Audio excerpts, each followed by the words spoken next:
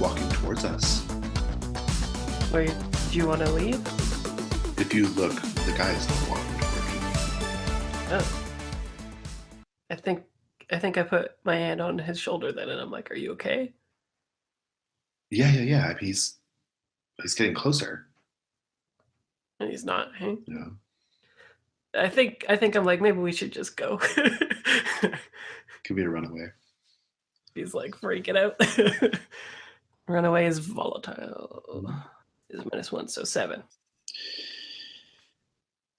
You get away, but choose one. Ooh, these are all pretty juicy. I think I want to leave something behind. I think thematically that would be the most interesting. Yeah. What do you think you leave behind? Oh, I know what you leave behind. You drop your house keys. Yeah, and I bet like my mom is so paranoid that she even has like all my information and stuff on it, right? Like if Right, yeah. found, and like there's a heart on it or something like that. There's like address, your name, and the keys to your house. Going back up to the house, he's like, oh, what do you think that guy wants? Who do you think he is? But I don't know. I think he's just kind of like a weird guy, you know. I think it would be reacting harshly saying that he, is a bad guy or whatever, but he definitely gives me the willies. I don't know about you. yeah, it's strange. I mean, what with, like everything has happened today, do you think he did it? It I reminds me of like a horror movie, like just some random guy like standing out there in the middle of the woods. I mean, come on, looking creepy, alone, on a day when kids have been killed, looking at a couple of kids in the woods. I mean, come on, Fall, put it together. Yeah. Well, he was outside talking to mom, and he wasn't covered in blood or anything, and Robbie was like, there was blood everywhere. You think that if he'd done it, he wouldn't have had the time to like get outside and talk to mom and change his clothes and just even like have the wherewithal just to like go up and start talking to a stranger, right? Yeah, I guess. I guess. So who do you think did it? I mean, this is as you guys are walking back. He's like, who would want to kill Robbie? Well, this is weird, but like, well, Heather didn't show up, right? And Chad left right before. Well, not right before, but he left a little bit before. Well, and Coach DeVry too. Something was going on with Coach DeVry. Yeah. He has a daughter. I don't think that he could like kill anybody though, and I make the gesture for like he's quite portly. He's overweight. Whatever's going on, I'm just saying. I don't know. Like, it's weird. I mean, just to think like whoever it was, they were there in the school building with us. You know. I Yeah. mean, and when it happened, a bunch of us had kind of like split up and gone off by ourselves into our little small groups, right? I mean, what if it was Chad who did it? What if it was that weird kid Adam? You know? I guess Adam was in that other room, but from what I remember, I think everybody ran to the room around the same time though, except for, the people that weren't there. Chad should have heard the scream and came, but he didn't. He's like, I mean, anybody could have done it, right? I mean, anybody could have done it. I could have done it. I don't think anyone could just murder somebody. And I don't think you could murder someone, that's for sure. What do you? Whoa! What does that mean? You don't think I could murder someone? What does that mean? I mean, I don't think you're a murderer, Shay. Yeah, I appreciate that, but I feel like you were. Are you saying I'm not like big enough or strong enough or like masculine enough to murder someone? What do you mean? You kick my ass at track every time. I think that it has nothing to do with anything. I think it just takes like a really twisted, messed up person to murder somebody, and I know you well enough that you would never do that. You get to your house, and that's when you realize you don't have your keys. Yeah, like I go to unlock it and can't find them, and I do the like panic searching thing, and I look at Shay and I'm like, oh fuck. Like, what happened? Where are your keys? I had them when we left. I locked the door, and now I don't have them. Oh my God, you dropped your keys back in the woods with the psycho mechanic guy, didn't you? Well, like, I didn't drop him. Like, you make it sound like I threw it at the guy, right? It's just, I run real fast, man. I run real fast. So, I mean, what should we do? I think your mom was gone. I think she went back to work. Yeah, we're pretty fucked. But also, we could just try to jimmy the backslider. Yeah, you can do that. Sliders are always easy. Good. We'll cut away from there. Ava and Vinny have flanked you, Adam. They finish each other's sentences. They speak kind of in tandem, right? And they have this very syncopated way of speaking, right? And Ava says, "So, Adam, what do you hope for the future?" "Yes, Adam. What do you plan to do when, say, you graduate from high school? What are your dreams? What are your ambitions, Adam?"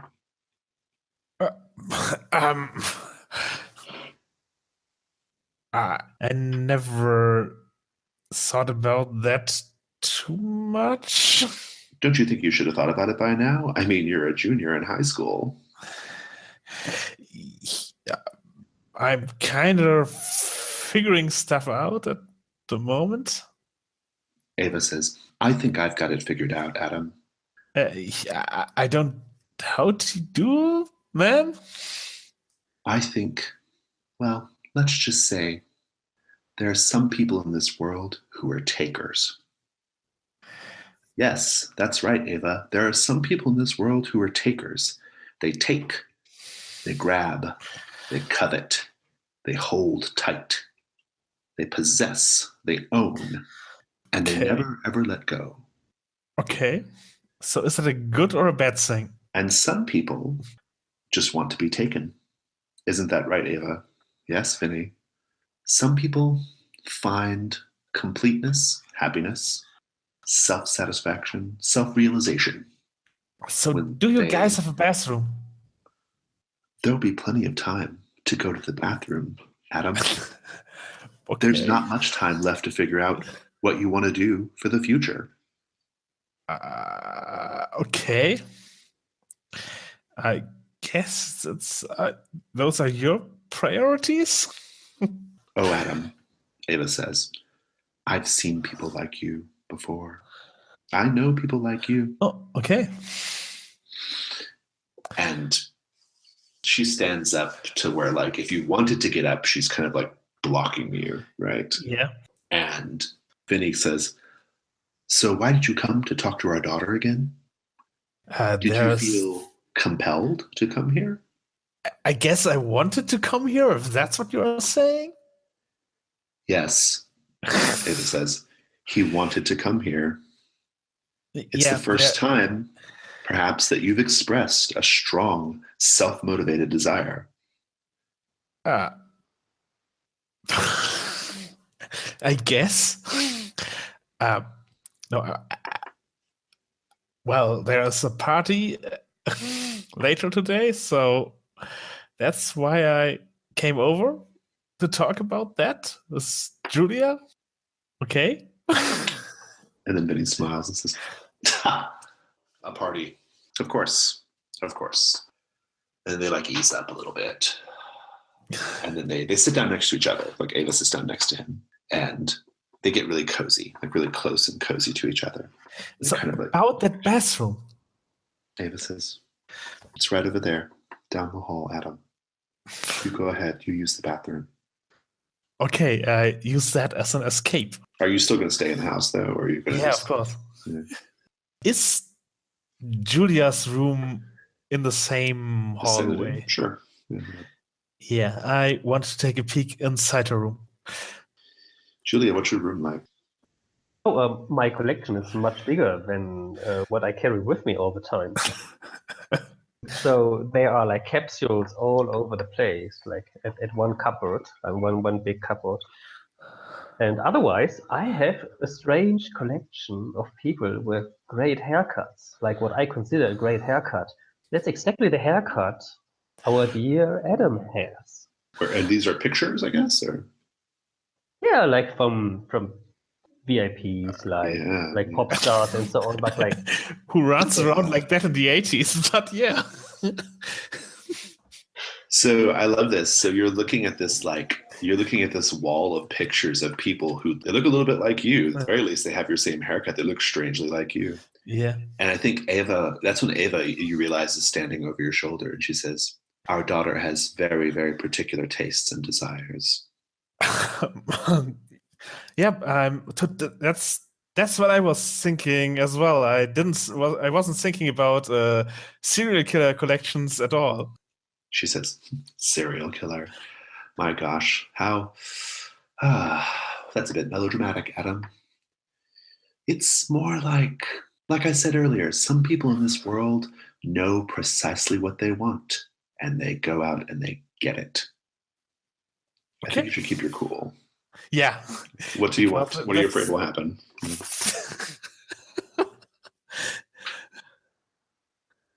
I don't know, like that I tell them to their face how creepy they are. Maybe you have like an outburst. Maybe you're afraid that they won't let you leave. Yeah, I make that as a 10. Okay, good. Wow. You get to ask a question. You get an insight. What do you want to know? Question in general about them. Keep your cool and gain insight. Ask the MC a question about the situation. Just the situation, them, Julia, the collection, whatever. Are they dangerous or are they just weird? I love it. As you're sitting here, like having this like little nervous situation with Ava, you actually see that like Ava has like large yellow eyes. You didn't notice it before, but you're noticing it now. Very strange looking. And she kind of like closes her eyes, and then her eyes go back to kind of normal, right? And she says, "I think you're going to find that we're a very, very interesting family, Adam." I'm sure you are, ma'am. My family is a very normal. Then she goes and she like closes Julia's door. She kind of steps in front of you and closes Julia's door, and she says, "Well, are you all done using the bathroom?" Sure. All right, then. Let's go back into the main room. And she ushers you back in there. And so, Julia and Addie go to Adeline's room. That's great. Adeline, what does your room look like? So they couldn't get all of the Egyptian palace stuff out. Like there's some fixtures that are just there for a gauge. Like I think the bed is still has like some Egyptian decor to it. The wallpaper they never quite changed, so that's still very Egyptian palace themed. Like hieroglyphs or whatever. Yes, exactly. But I'll plastered over that a sort of very like teenage girl posters. Like I think she said like a Black Sabbath poster, and then some other sort of punk band posters, and then so it's this weird mix of teenage girl and Egyptian palace. I'd like to paint the scene with the table. What do we see as the camera pans around the room? What do we see that lets us know that Adeline hasn't quite figured out how to be a teenage girl yet? Like, does she really understand the concept of a temple? I'm not sure. I mean, it also took me a little while to figure that out, but that's not how it works. Don't put them in your notes. Maybe she has like entirely too much makeup because she keeps trying to like figure out how to make it like work for what she wants. Yeah. It's good. I see like this ridiculously like stuffed rabbit that was like maybe on the floor like by her bed that she has to like kick under there before Julia can see it. Oh, nice. Good. Yeah. I'd like to suggest, it's subtle, but I think the posters you have hanging up don't tell any particular kind of story about you. They're just a bunch of like random posters, you know. You wouldn't be able to piece together anything about your tastes or anything, right, by just looking at them. Different styles of music artists, sexy women and sexy men, just a mishmash. I don't care much about the room anyway. I'm very focused or fixated, I could even say already, like from my mind, on Adeline. Because I have a plan. What is it? I have a plan. I want to see blood. I want to share blood with you. Are you in, Adeline? She's so on board in concept, but then she's also a little bit afraid. Okay. I like that because I haven't seen emotions on your face too often.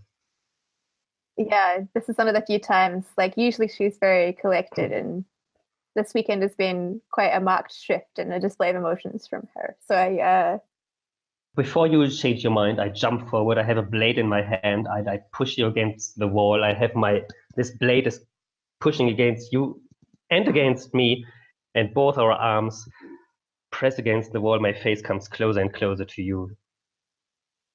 I look you straight into your eyes, and I push as strong as I can to let the blood come out of our veins right now together.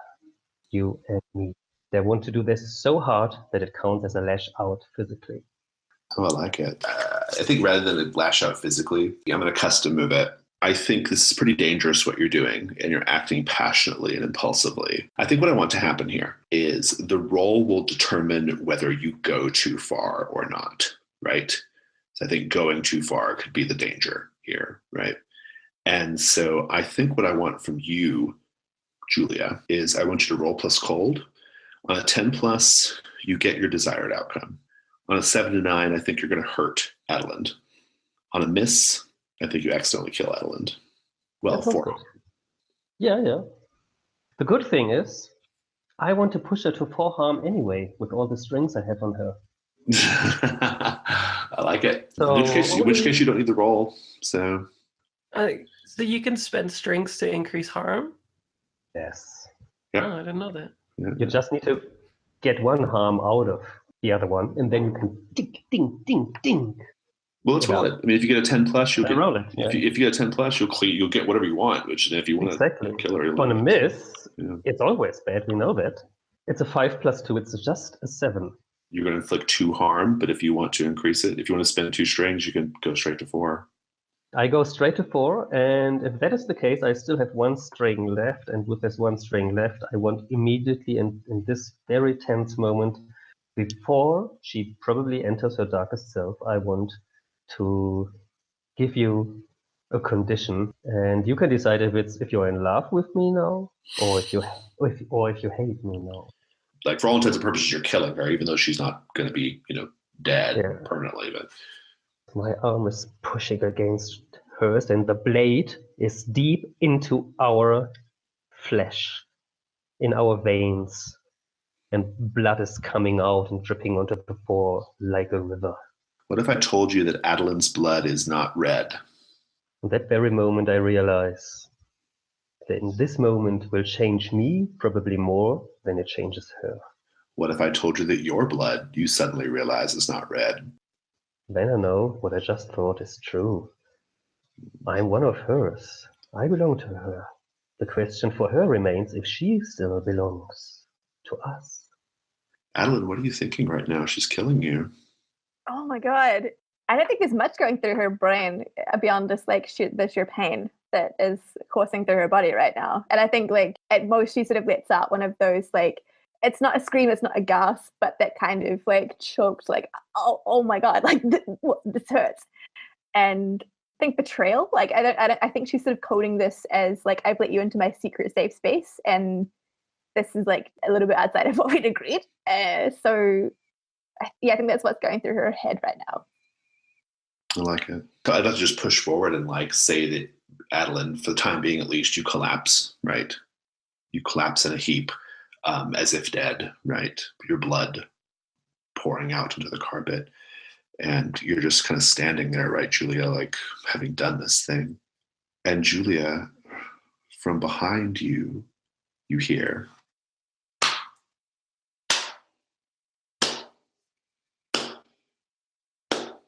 bravo, that was quite a scene. And we're going to cut from there momentarily. Fall, you get inside the house. It's getting pretty late at this point, right? Like the sun has definitely gone down at this point. Yeah, it's just you and Shay. I think your parents are probably like, I think probably what's going on. She said she had to go somewhere, but probably what's going on is they're having like a town meeting of some sort where like people are getting together like to talk about like to talk about these killings, right? And to figure out what to do, and that's not kid business. So basically, I think your mom just said when you get done with your run, you get in before it's dark and you keep the doors locked, right? So that's what you're doing. It's too bad about the keys. So you're just there, your parents are gone, and you guys are both pretty sweaty. And he's like, so I think I'm going to go take a shower, if that's cool. Yeah, for sure. So do you, I mean, like, no one's around. Do you want to, like, come with me? Can we see if it turns me on or not? I can't do it in reverse. I mean, I could take a string on you, and I really want the mechanics to tell me if. we can say I have a string on you whenever I wish. I think he's probably earned it, right? I'll spend it for you to like go with Shay to the shower, and if you want to take it, mark an XP. I think it would be interesting if I found out if I am into Shay or not with the die roll, though. I mean, there's no basic move to cover that from the GM side. Right? My only lever is to spend strings and offer you experience to do it. So yeah, can I just roll it anyway then? Like a custom move or something? Just roll, turn him on to see what it would be, and then act accordingly. It could be a keep your cool, right? Yeah. Let's do that. That makes sense. Because this is like a fear, I guess. So what are you afraid will happen? See, this is an important question. Yeah, like I think Fall just doesn't really like. He was being 100% truthful when he said he wasn't sure or not, right? Yeah. And as a player, I would always just go with yes, always. So I wanted to adjudicate the decision of what Fall would be interested in or not to a die roll of some kind. I think, yeah. Well, so I think keep it cool is probably the right die roll, but I guess you have to name what you're afraid of before you roll. But maybe he is afraid that he is gay then. Oh, that's perfect. Roll was cold. Yeah. So I get a mid result. What does that mean with that move? The MC will tell you how your actions would leave you vulnerable, and you can choose to back down or go through with it. I mean, if you go take a shower with Shay, maybe you're thinking, oh, it'll just be like we're in the locker room or whatever, right? Like we can do this and it not turn into anything. I think you will turn into something. You will do it. Right. And here's the question.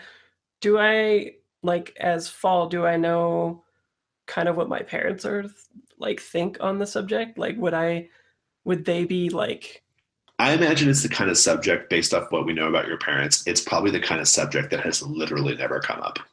yeah, Like they are like, they've never even talked about heterosexual sex, much less like anything beyond that, right? They live in a bubble of tray bakes and tray bakes and like taking you to school and like you're the baby, right? Yeah.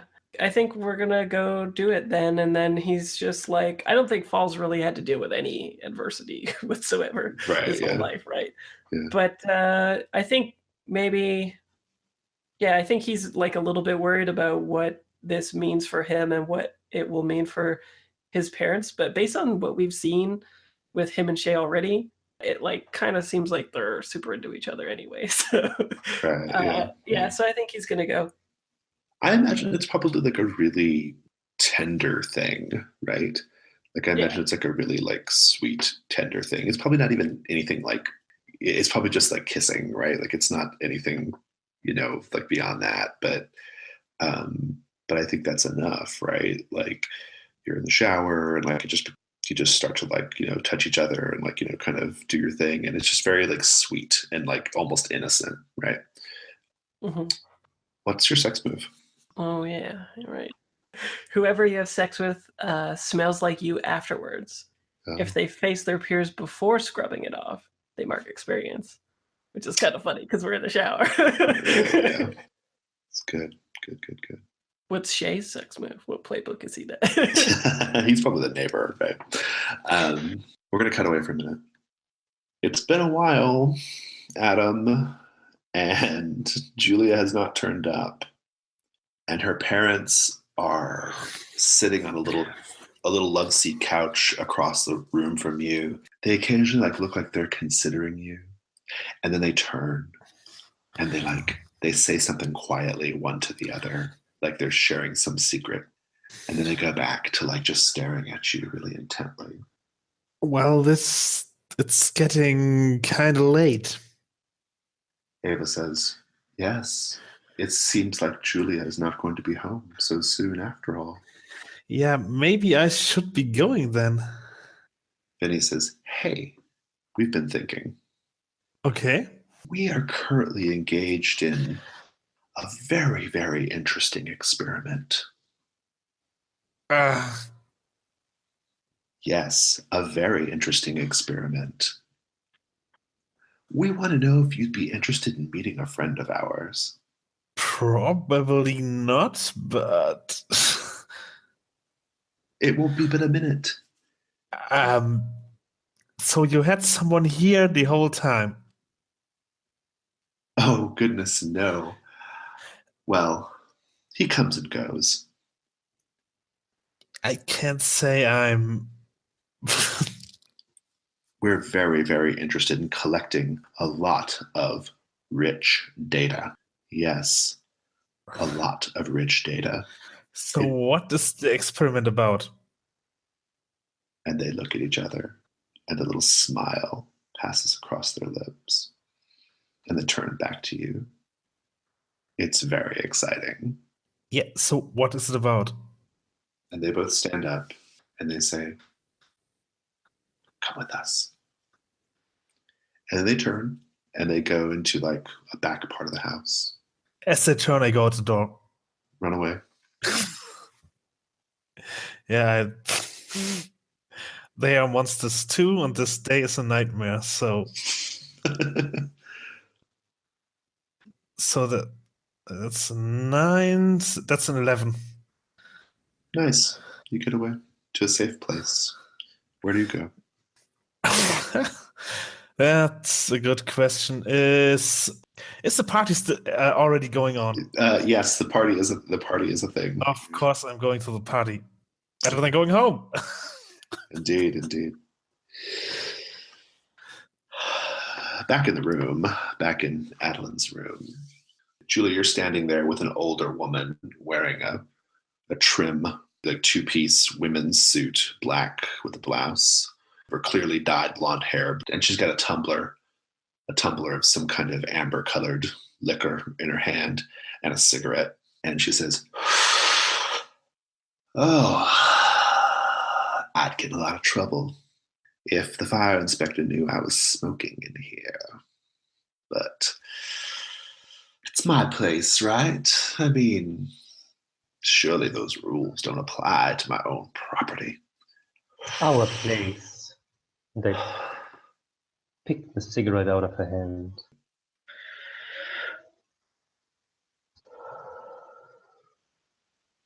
And she takes a drink and she looks at you and she says, "You're a very, very interesting creature, aren't you?"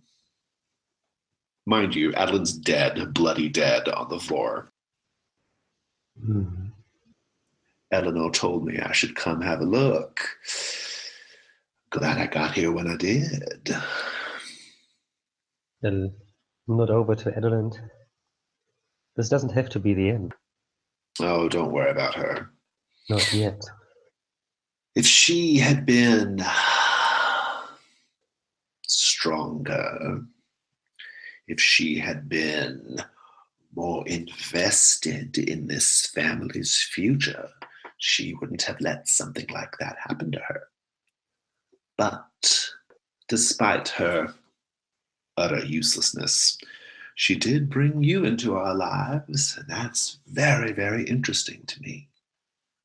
We still have to figure out who is the most useless in this family, right? Then not again to Adeline. I want her back. I want her. Oh, you want her back?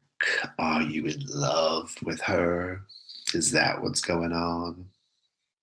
Things which you don't understand and which I still do. I know what you are. Snip the cigarette away. I take the love venom. I put it on my lips. The love venom. The love venom.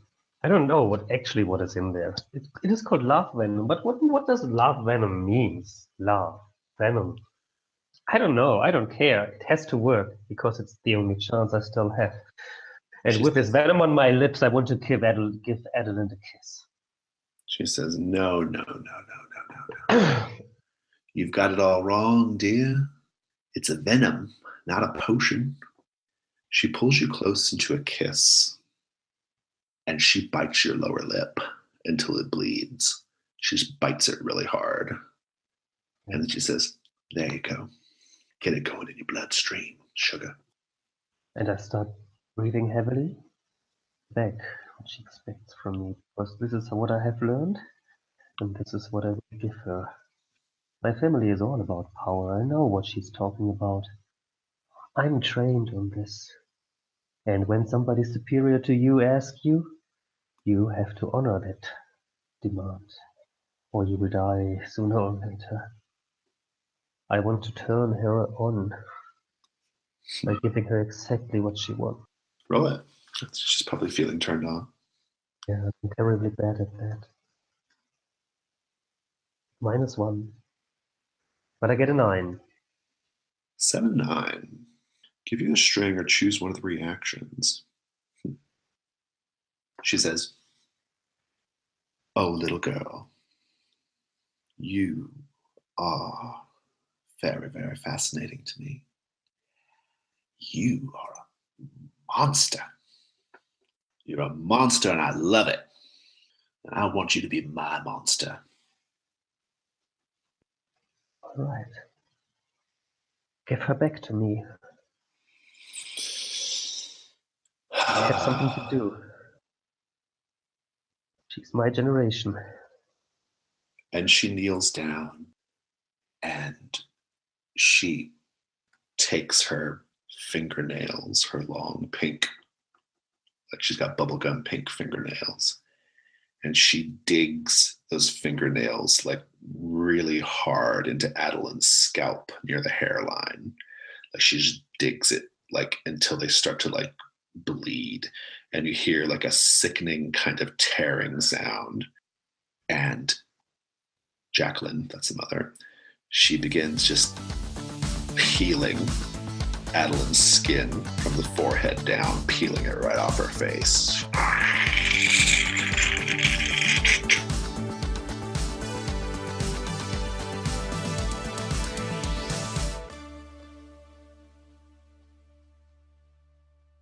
Hi, listeners. This is Jason. If you are enjoying Mercy Falls 83, please consider supporting the Gauntlet on Patreon. There are a lot of costs associated with producing Pocket Size Play, from editing, hosting fees, music licenses, and more. Your Patreon pledge helps pay for all of that stuff and indeed encourages us to create more Pocket Size Play. As a bonus, if you pledge $2 or more, you also get early access to Pocket Size Play episodes, which is pretty cool. So go to patreon.com/gauntlet and support the show today. Thanks.